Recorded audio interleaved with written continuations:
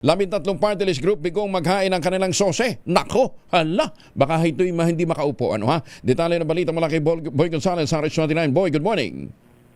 Good morning, Kuya Angel. 13 party list group ang nabigong maghain ng kanilang statement of contribution and expenditure o SOSE sa COMELEC matapos ang 2025 midterm election.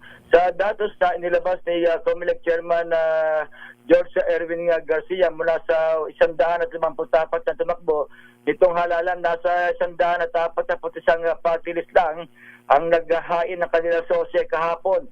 Sa batay sa COMELEC, naghain na rin ng SOSE ang nasa 61 mula sa 64 na kumandidato sa pagka-senador. Na 25 naman mula sa 28 political party list ang naghain na rin ng kanilang SOSE.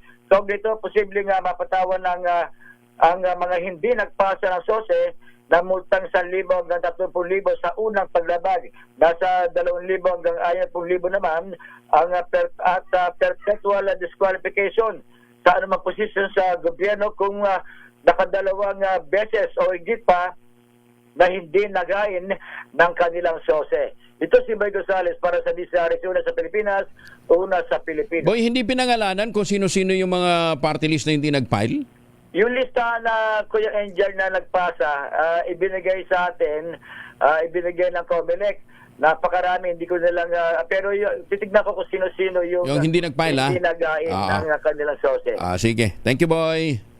Balik tayo Kuya Angel. Si Boy Gonzales, yan po sa Maynila.